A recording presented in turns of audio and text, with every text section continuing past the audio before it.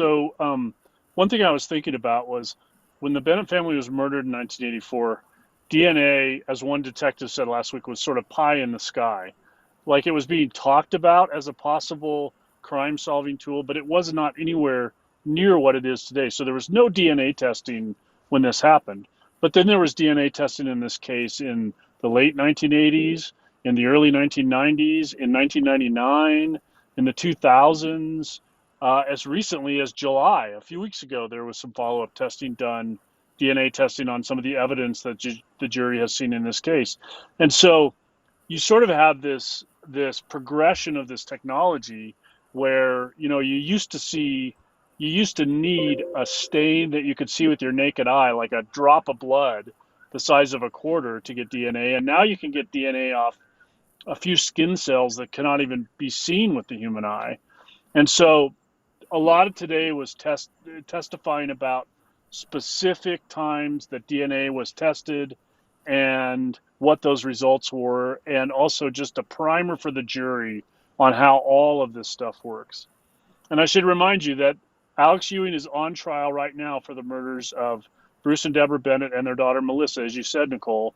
But he's also charged with murdering a woman a week before that in 1984 in Lakewood named Patricia Smith. And the judge in this case is allowing the jury to know about that case and to know that Ewing's DNA is connected to that case. And so there was testimony today about both crime scenes and about DNA testing of evidence from both crime scenes. Is because his DNA was found at both crime scenes why they're allowing that evidence?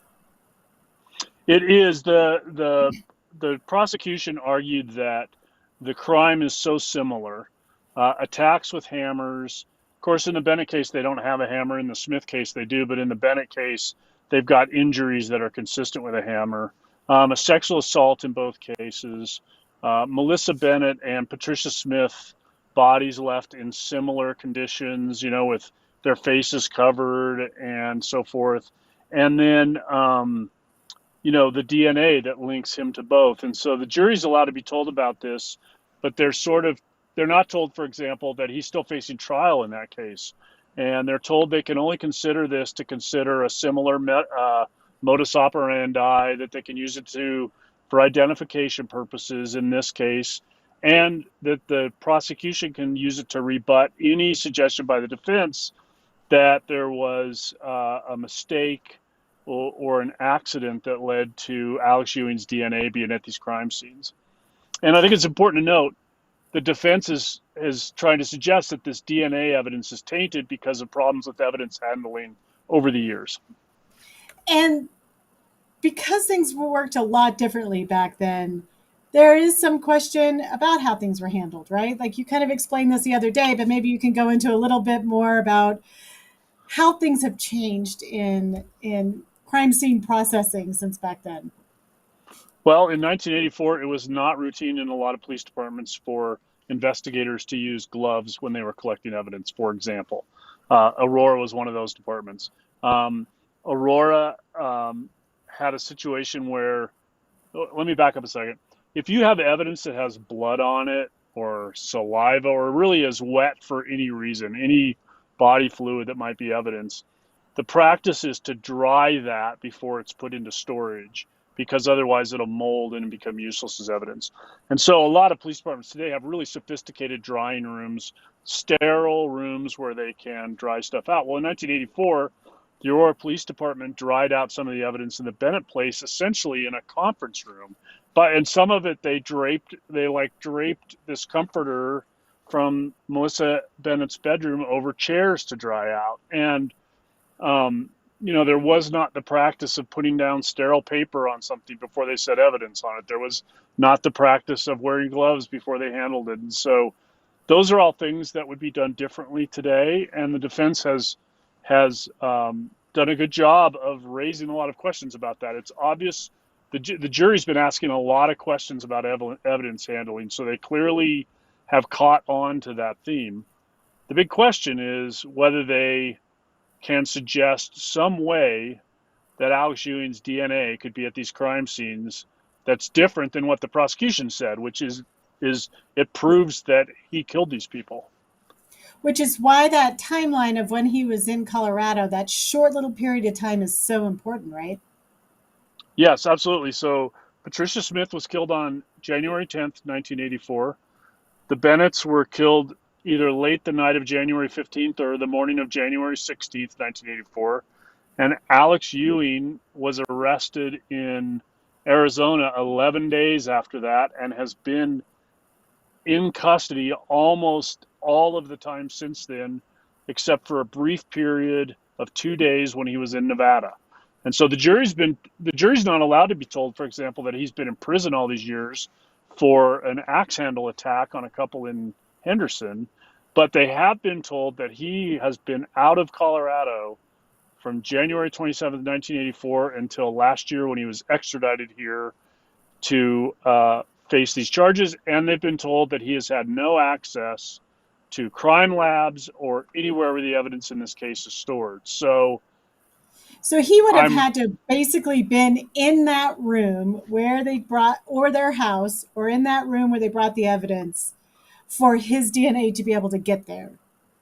Yes, I mean there was some testimony today that, for example, Nicole, if I brought my coffee cup into your office that I was drinking out of and left it there, and you picked it up and took it to your house, you could be carrying my DNA to your house, and then if somebody picked it up there and tested it, my DNA would be in your house. So there is that kind of transfer that's possible.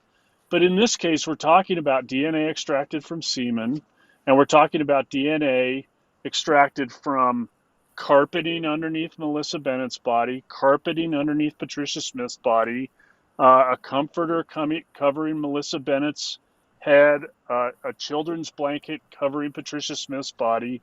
And so the idea of this incidental DNA transfer is one that the defense has, they've raised a lot of questions, but they have not to this point telegraphed what their argument will be about how that DNA could have gotten there in an innocent way, in an explainable way.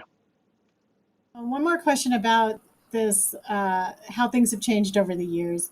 You were telling me last week, either in your reporting or maybe they mentioned it in court, and I don't know which one it was because we talk a lot. We talk a lot. Yeah, we do. um, that there was a group of recruits that came through the house. They were trying to do some training at the crime scene, and they weren't exactly careful about how they conducted themselves during this tour. Yeah, I think this is something that makes investigators cringe, but there was an officer of the Aurora Police Department that brought some police cadets through the Bennett home sometime in that first week or so after the murders, and somehow in that process, somebody picked up two pieces of evidence, a bloody towel and a bloody pair of pants, picked them up off of the floor where they were laying and put them in a clothes hamper. And, you know, apparently no one kept track of who these cadets were. It doesn't sound like anybody's been able to figure out who they were. So, the two sides haven't been able to go interview them now. That's one of those, cringe-worthy moments for uh, police and prosecutors when they see, that kind of lapse happened. They obviously did a lot of good police work on these cases because a lot of this evidence is in the courtroom today, 27 years later. It's been well preserved and taken care of. But there were also breakdowns and, in fairness, different protocols for some things back in those days. I mean, today we saw pictures detailing the injuries that the victims sustained, and in one of the pictures there was an ungloved hand in the photograph that was, captured clear back then. And so there have been pictures of evidence laid out on tables without like sterile paper laid down underneath them. So some of that was practice, and some of it, like bringing these recruits through, these cadets through, are just lapses in judgment, it looks like. That just blows my mind, especially when you look at how crime scenes are done on TV now. um, so this trial could really is moving really quickly. It could They could wrap up the prosecution tomorrow, which is about a week early. Can you tell me what we could see tomorrow, and then how quickly we may see a defense?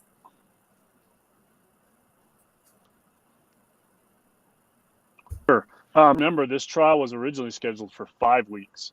The schedule was cut back to 3 weeks a few months ago when the judge asked both sides to make an honest assessment of how much time they needed. And it's even moved more quickly than that. So the prosecution is expected to rest tomorrow with a final witness who's going to be a DNA analyst from the Colorado Bureau of Investigation. She was on the stand last Friday, but she's coming back tomorrow. And I think she's the person that the prosecution is going to use to rebut anything that the defense might have about how this DNA and how it implicates Alex Ewing. The defense could start their case tomorrow, or maybe not. They've got, according to their attorneys, they told the judge at the end of court today that they've got some scheduling issues with some of their witnesses. They were not expecting to put on their case until next week, and so they've got at least one witness that is scheduled to be here next week. But they're saying they only need a day or two to put on the defense case. So if they start tomorrow, they could be wrapped up Wednesday or Thursday. It sounded like they're going to figure this out in the morning, but they could let the prosecution rest tomorrow, send the jury home for the day, and let the defense start on Wednesday. There was talk earlier about letting them go Wednesday, Thursday, take Friday off, and they'll come back Monday if they can't make arrangements to have that one witness here earlier than that. So tomorrow, but the jury in a matter. You're kind of breaking up, and I don't know if that's me or that's you. But thank you, Kevin. Really appreciate all you're doing and working on this and bringing us to the courtroom, basically. This is a case where they did not allow video cameras in the courtroom, so we can't see what's happening. So you're our only voice into this.